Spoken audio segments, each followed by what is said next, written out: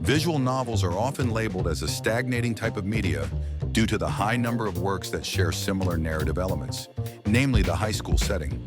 That's not to say that there aren't scenario writers or developers who aim to break the mold and offer new, fresh, and unique stories. Out of all of them, one of the most prominent developers that is still going strong to this day without losing its auteurist nature is Liarsoft. They are best known for their breakthrough title, Kusarihime Euthanasia, as well as the What a Beautiful series.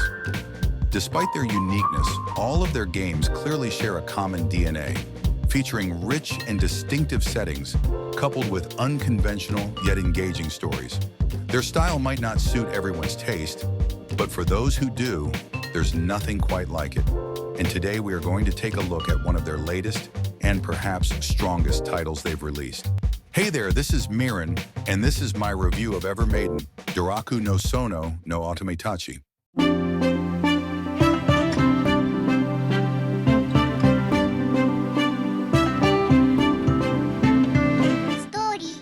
The story is set at Puellarium, a girls-only school with extremely strict religious rules. Students must wear nearly full coverage uniforms, are prohibited from any physical contact, and are not allowed to leave the school grounds, just to name a few. One day, however, the morning prayer is suddenly interrupted when a student brings to the chapel a girl she found unconscious and clothless in front of the school gate. This is an unprecedented event, considering the school is completely closed and isolated from the outside world. She's in an absent-minded state and can only remember her name, Aloutte. After discussing whether she should be expelled from the place or not, it is decided that Aloutte should take an examination test to see if she has the faculties to be a student. This is, however, no ordinary school, something she quickly realizes once the teacher asks her to create flowers out of thin air. Against everyone's expectations, Aloutte passes this unique test with surprising results, leaving the school with no other choice than to admit her as a new student. It's quite clear from the very start of the game that Maiden is not going to be your usual Yuri visual novel. While romance plays a significant role in the story, the mystery aspect is just as important, if not more so. The game presents a complex, multi-layered mystery with elements such as the secrets of the school or the protagonist's past, where each facet is interconnected in unexpected ways. What first caught my attention was the setting itself. It offers an interesting blend of fantasy and science fiction, slightly leaning into a steampunk aesthetic. I thought having the school completely secluded was a clever way to incite the reader's curiosity about the state of the world beyond its walls, greatly adding to the general intrigue of the narrative, with hints being given sparsely but meaningfully. As for the story itself, it is a very conventionally feminine story, not just because the cast is all female, but also due to its plot and themes. You can see this approach in the school subjects the girls engage with, such as creating flowers or even cloth garments. Needless to say, this feminine perspective is also present in the romance itself. Treating Yuri love as some sort of forbidden fruit isn't exactly uncommon in this genre. That being said, what this game does well is depict that taboo with consequences and repercussions for the story and the characters themselves. It's the later that I found the most interesting, as some characters showed clear psychological conflicts with feelings of guilt that nearly resembled illnesses. Regarding the structure of the game, its story is fairly linear, with only a few choices near the end. It does, however, feature map movement, allowing you to choose the order in which you want to see some scenes. While this doesn't really impact the narrative directly, having that illusion of choice has its own value. Another thing I quite liked about the map was the sense of place it gave, as it helped you easily locate each background within the premises of the school. By the end of the game, I quite appreciated this map feature and what it offered to the story. Going back to the structure, the main narrative is divided into chapters, each one focusing on a couple of characters, their relationships, and their personal backgrounds. Without delving too deeply into spoilers, the game often used what one could refer to as dream sequences to showcase events involving the characters. These brought a non-linearity aspect to the story, although during some chapters, especially the second half of the game, I felt like it used them a bit too often, giving the pacing a slightly truncated feeling. At the same time, it was always engaging to see how the pieces of the puzzle would slowly click with each other. Thankfully, the characters are well worth the spotlight they get.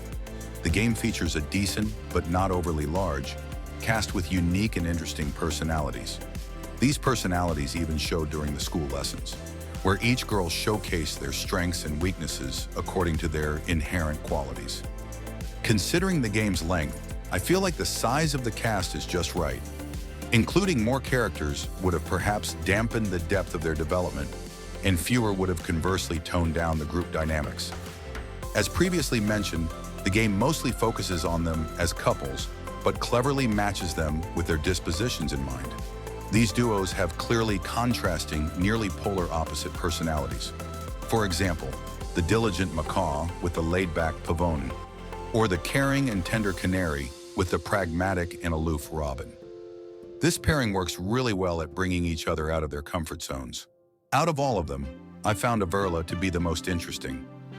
Every girl had their own personal values and views, but Averla was the most upfront about hers, even if it meant clashing with her peers. Views on religion and society are central to the story, and witnessing these confrontations, whether big or small, was always thought-provoking. I do, however, have one caveat with the characters. In the first chapter, there were a couple of them that, though quite relevant to the events, had very little presence. I believe that a few scenes dedicated to them, along with their own sprites, would have made the conclusion of that chapter even stronger.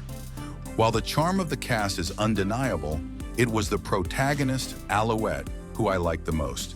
Besides her design being very cute, her sincere and innocent nature presented a refreshing juxtaposition with her environment. This good nature of hers wasn't simply forced onto the reader with preachy descriptions or other characters praising her, but rather depicted through little details in her behavior, such as knowing when to step back and respect others' privacy and personal space. Overall, she played a crucial role in the plot's progression, rather than being some narrative vehicle to forcefully push things forward. It's true, however, that amnesiac protagonists are a dime a dozen, but I appreciated how she showed an active interest in recollecting her memories. For example, she would often reflect on her surroundings and assess whether something felt new to her or not. My only criticism of her was her relationship with Rook.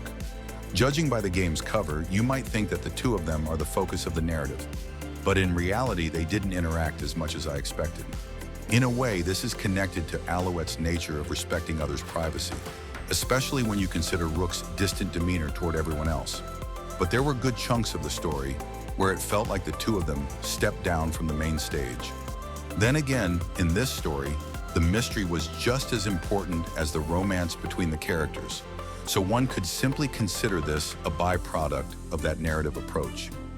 There's actually a handful of other things that I had noted down while playing the game that I planned on mentioning, mostly about Aloutte and the school, but now I can't since it turned out that it was the game foreshadowing stuff. Keep in mind that I'm referring to notes I wrote rather early during my playthrough. I'm not saying that the mystery was obvious or easily solved, since I made just as many, if not more, guesses that were completely off. What I mean is actually the opposite. The game is great at throwing you details that will probably catch your attention, but won't make you realize that they are foreshadowing something until the revelation is closing on you. It's a story that invites you to play the guessing game, posing questions that aren't obtuse or confusing, but that feel satisfying to solve. One final thing I want to bring up in this section is the writing, which absolutely deserves praise. The prose is rich, intricate, and elegant, often using complex words that feel appropriate to the context rather than pompously ostentatious. I hadn't previously read anything from the author, Umihara Nozomu, but at times it felt like reading something from Moreni, perhaps not as ornamented, but just as in-depth. To me, the quality of the writing is clearly one of the strongest aspects of this VN, as well as one of the reasons why one should read it. Regarding its presentation, I think the art style the game goes for is beautiful. This is something that's inherently subjective, and I get the feeling the character design, especially, might not be up everyone's alley. But to me, the game's visuals were both exceptionally distinctive and captivating. The game wasn't afraid of bathing some CGs in a color cascade, which made it feel like you were staring at a stained glass window.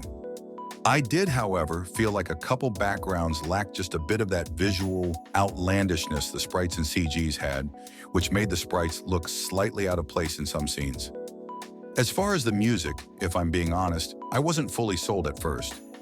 My first impressions of the opening were that it felt rather bland, especially compared to the visual style of the game.